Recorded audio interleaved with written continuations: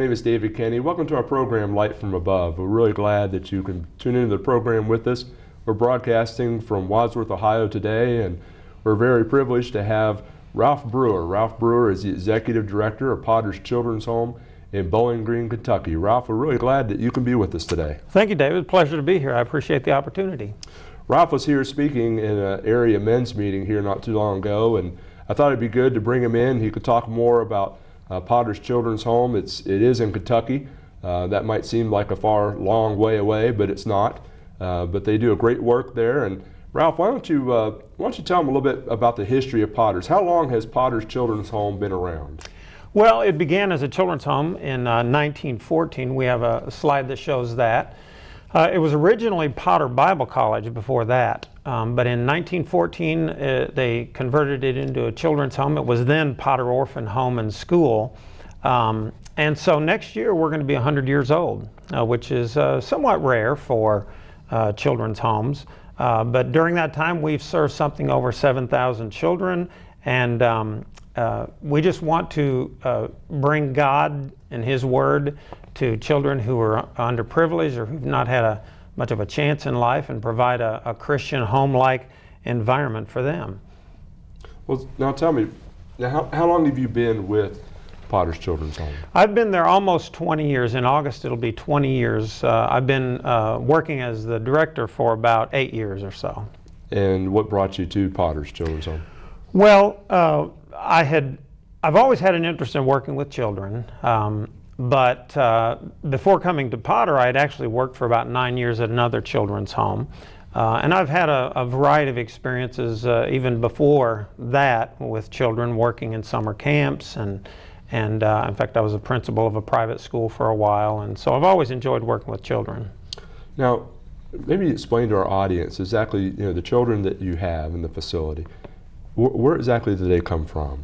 Well, they're referred to us from both private and public sources, although it's primarily private sources. They're placed there by whoever their legal guardian is. In some cases, social workers and others will guide them into our direction. We do not have a contract with the state of Kentucky for children who are in state custody. That's by our choice, but we generally will get them through churches and just through other people who know of young people who are in need.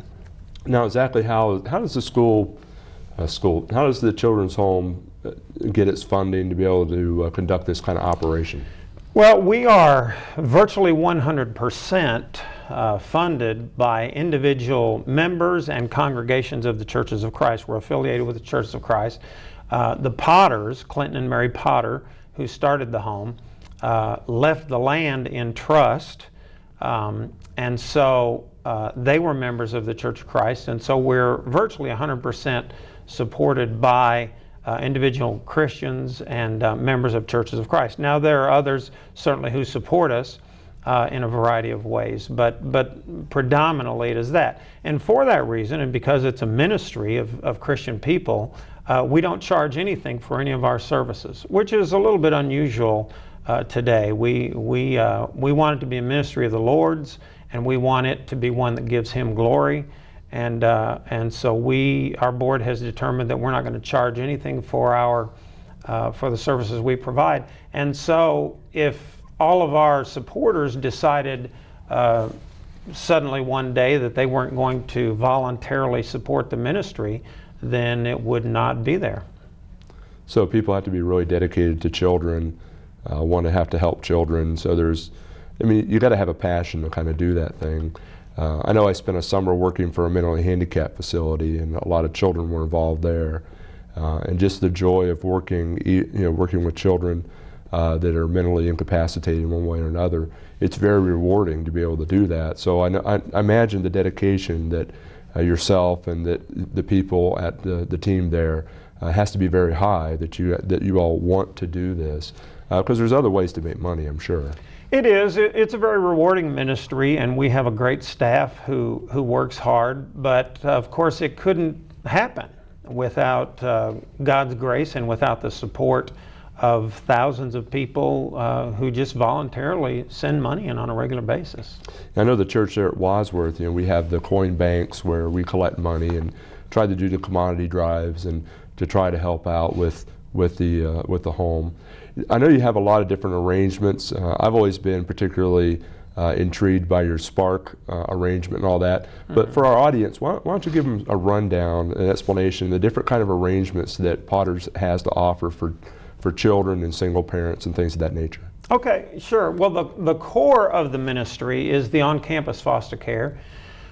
This is an arrangement where children live there without their parents. This is a slide which shows one of the houses there and the people who live in it. And so that's the core of the ministry, that children who live there live with house parents or foster parents and live there 24 hours a day without parents of their own. The children can range in age from age 6 to 18 years old. Technically, once they become 18, once they turn 18, they no longer qualify for that. But if they're still in high school, we at least wait until they have graduated from high school. And so, but that's the age range for the on-campus foster care ministry. It's a family setting, and it allows the child to be supported while dealing with life issues. We have had children who have experienced all kinds of terrible things in life, all types of abuse, and been forced to be involved in a variety of things that it's really not very polite to talk about in public, to be honest with you.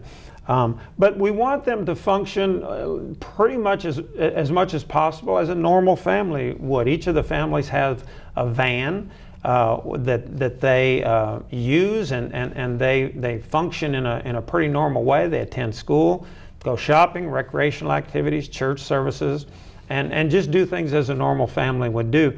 We like for them to be very involved with the local church and to be involved in the activities that the youth are involved in there. And so they're very active and very involved with the local congregation there. The children there attend the public schools. In years past, we had a school on grounds, but we do not have an on-campus school presently. So the children who are there attend the public schools. So that's the on-campus foster care ministry.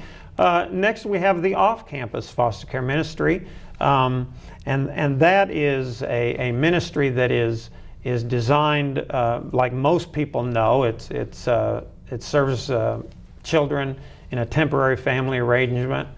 Christian couples serve as foster parents. Counseling is offered to those children and their families. And so that's kind of a typical foster care situation there, where they live off campus. Then we have a single parent family ministry. And a lot of single parents in our society are under a great deal of emotional and financial strain and in need of significant assistance. And this is what you're referring to, the Single Parent Alliance for Raising Kids. We call it the Spark Ministry. And that helps with the problems such as this in our society. And unfortunately, there are more and more single parents in our society from year to year. And this helps provide us just a safe place, a nurturing environment for them to live while they get back on their feet. It's a goals-based ministry. They have to be working on goals. The ultimate goal is to become self-supporting. We are blessed in that we have Western Kentucky University in town there. We have a couple of vocational schools. And so the Spark Ministry allows the single parents the opportunity to return to school or learn a vocation of some kind. And we've had single parents who've completed degrees in a wide range of things: business administration, nursing, physical therapy, computers, respiratory therapy, auto mechanics, on, that they've completed degrees in and got to a point where they could support themselves and their families. The way this came about, we have a large dormitory on campus, and that was built in the 40s. And in the 40s, they built an on-ground school or they had an on-ground school, and the children lived in this dormitory, and it was a Little Orphan Annie sort of style dorm, and a matron would live on one wing and take care of the children down that wing. Well, laws and regulations changed, and you really can't do that anymore. And so they began to build houses on campus where the children could live in more of a family model. But that created somewhat of a problem for the board and the administration at that time. The question became, what are we going to do with this large dorm? We can't use it for the purpose for which it was built. And so what are we going to do? And that's when they got the single parent idea. They said, we can serve a lot of children who are in need by serving single parent families. And so they began to cut that dorm basically on the inside, cut it up into apartments. And so the single parents began living in those apartments in the dormitory. Now, since that time, we have begun to build some other buildings, and you see on the screen there the triplex. This is a triplex that we have for single parents. We need to eventually renovate that dormitory. It was built in 1945. It's construction from that time period. It's as solid as it can be, but it's block construction. It's not well insulated, and we need to eventually sort of renovate that building and put it to a little bit better use and a little bit more efficient use. But for now, we're beginning to try to build some of these other houses, these other dwellings for the single parents. And so we've built this triplex. And once we get enough other buildings built that we can move the single parents into, then we'll probably renovate that dormitory. The triplex that you saw there on the screen is one in which the concept is there's a mentor couple that lives. It's a retired Christian couple who lives in the middle apartment. And on each end, one of the single parents lives and they function and work on their goals. But this mentor couple is kind of an added quality component of the ministry, we think. We have single parents who work, we have a single parent supervisor who works with the single parents on their goals, helps them work on their financial goals and educational goals and all of those kinds of things. We have counseling that we provide to the single parents, and if their children are old enough, provide for their children. And so we have a number of support issues that we meet with the single parents. We also provide training for them in a wide variety of things, anything from parenting to financial issues to cooking, changing a flat tire on a car, applying for a job, just on and on with sort of life skills that we provide training for, in addition to the education that they're getting either at Western Kentucky or at one of the vocational schools there. But with all of the support staff that we have, this mentor couple provides a little bit more of a quality component. They are sort of a shoulder to cry on for the single parents who live next to them. They help provide rides. They help provide babysitting from time to time. They invite them over to supper. Since it's a retired couple, they are fairly flexible in their scheduling and in their time. And so the man will take the young children fishing. The man may fix the flat tire on the boy's bicycle, and just act as kind of a grandmother, grandfather, or aunt and uncle role, which many of these children do not have. And so it's a great opportunity for the single parents who are living there. And this triplex has really been a great thing for us. We completed that a few years back. I think it was in 2010. So that is, in a nutshell, kind of the single parent ministry. We also, though, have a transitional living ministry, and this is for children who are really legally adults, and they no longer technically really qualify for the foster care ministry. So this transitional living ministry serves children who are basically college age. The national statistics are that about 50% of those who don't get help at this time in their life end up living on the streets or in prison. Most young people today who turn 18 are just not in a position to support themselves. You know, years and years ago, when we were more of an agricultural society, a 14-year-old boy could probably just about run the farm and effectively support himself. But these days, the average 18-year-old just cannot support himself. And so we don't say, okay, you're 18 years old, see you later. We try to find a mentoring family that these young people can move in with to help provide some degree of support to them and to help them make the transition really into adulthood. Now, as I was listening to you talk about the different situations, the spark and the transitional living and all that, it seems like the emphasis is there to try to rebuild a pattern where you have basically the ideal situation is you have a mother and a father, child, and you have grandparents. But though that situation's been disrupted. Right. And a lot of people in our society today they think that they can just pick and choose whatever kind of family arrangement they want. But from your experience, is there any improving upon God's plan for the home, which is a mother and a father with the children, committed to one another and providing for that child? There is no better arrangement for a child than that, is there? No, I think biblically and certainly in my opinion, that is what God desires. That's the ideal thing, and that is what works best for any culture, any society, to have a mother and a father.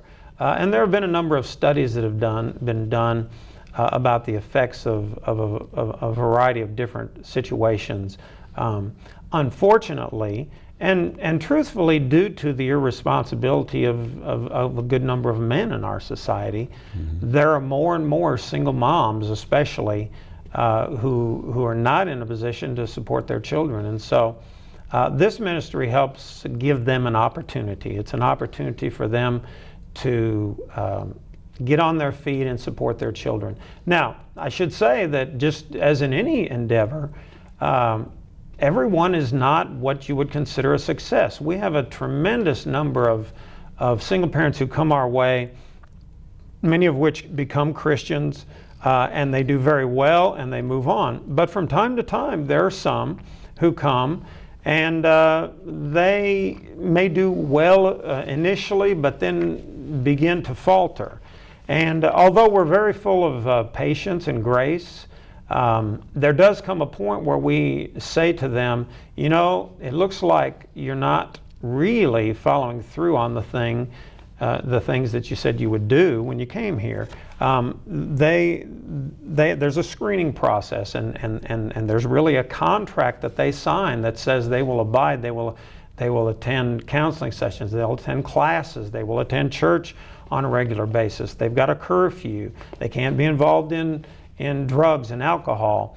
There's a number of things that are required of them.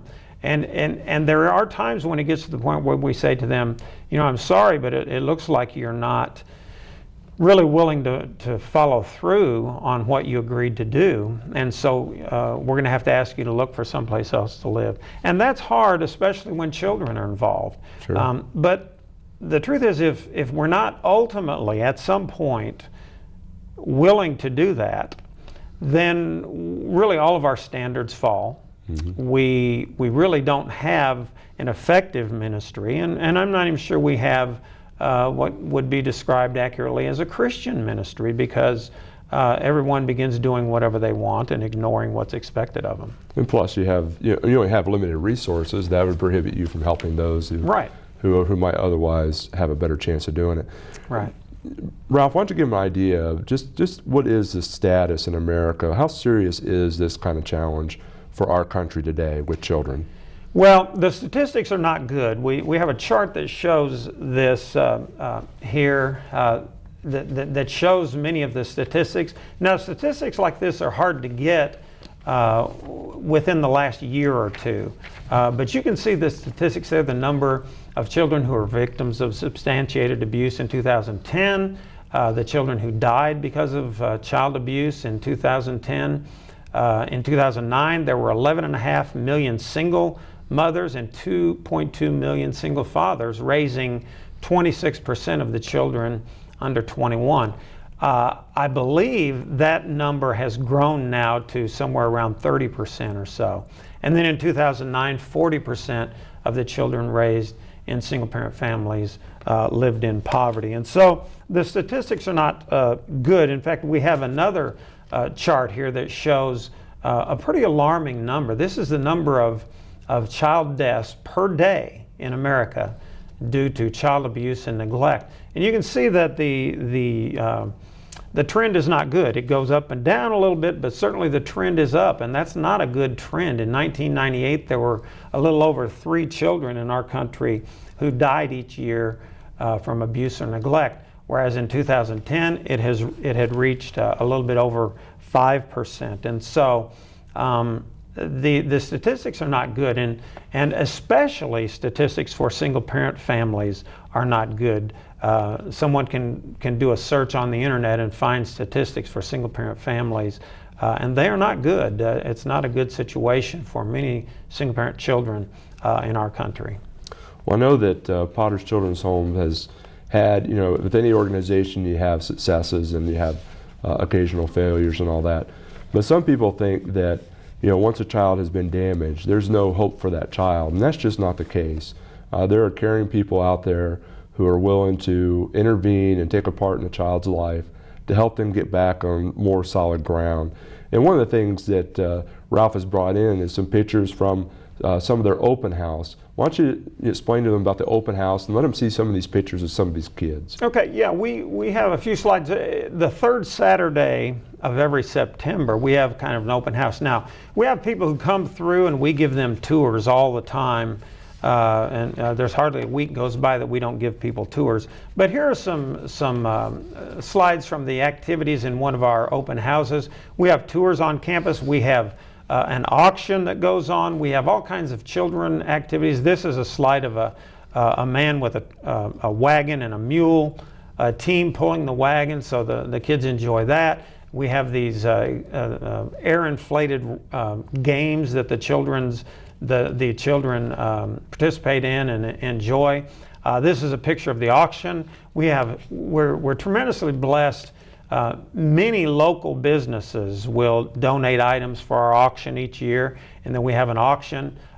This is a slide of a couple of our board members who are there. Our board is a great board, and they do a lot for the home, and this was a picture of a couple of them at our fall festival from a few years ago. And so there's a lot of things going on, and a good opportunity for people to just see what goes on in the ministry there and be there whenever we'd like for them to be there whenever they can. We love to have visitors. Well, great. Now, Ralph, if people wanted to learn more about Potter's Children's Home, I'm sure you have a website. Is that the best way to find out more information about the home? Yeah, it probably is. PotterMinistries.org is the best way probably to find, because all of our other contact information is on there. We have plans for the future as well. A number of things that are happening. In fact, next week we're breaking ground on a new building for more single-parent families, and this is a diagram of that. But if someone wants more information, they can go to our website and ask any questions that they want about what's going on. But I appreciate the opportunity to be here today, David. Well, we're glad you can come up and speak to a group of preachers here and appear on the show and explain to people here in town and abroad more about these kinds of works. It's so important. We talk, abortion is a big heated debate right now. And a lot of times people, one of the arguments that people throw out, and they say, well, who's going to care for these kids? And some people don't realize that there are organizations out there that are willing to help these children. And I know that Potter has done that for quite a while. So we very much appreciate you coming in and explaining to us about this great organization. Well, thank you. My pleasure to be here. Well, thanks for watching our program today, and be sure to tune in next time for Light from Above. Thanks for watching. A moment and review this roadmap to heaven with you, since the matter is so serious. There are many incorrect set of directions out there, and sadly so many people are following them. For example, some people have been given wrong turns. They believe things such as faith only, works only, or grace only. Or some attempt to change the order of the turns, being baptized before they even believe. Some people fail to realize what point they are on the map. Don't even open their Bibles yet, and they think they're saved already. As a person travels in a car or takes a hike, it has to follow the proper directions, so we must follow the proper directions to heaven. Let's take a look at the directions on our roadmap to heaven here. You have to look at these passages in your Bible for yourself. We'll just list the steps, the turns on the way. First is to believe or to have faith. And then number 2, to repent, to turn away from sin. Number 3 is to confess that Jesus is the Son of God. Number 4 is immersion, or to be baptized, which is a burial in water to have your sins washed away. And then you're added to the church by the Lord, not by a group of people, or not by giving some kind of testimonial experience or things like that. And then once you're added, you need to serve and worship the Lord faithfully all the days of your life. And the key word's faithfully. You don't waver. And that's very important. We need to keep in mind too that in Noah's day there was a big flood, and only people in the ark were saved from the flood. The same is true today. There is no salvation outside the Lord's church. Where are you on the roadmap to heaven? Thanks for watching our program. Please let us know if we can assist you with further information for your journey.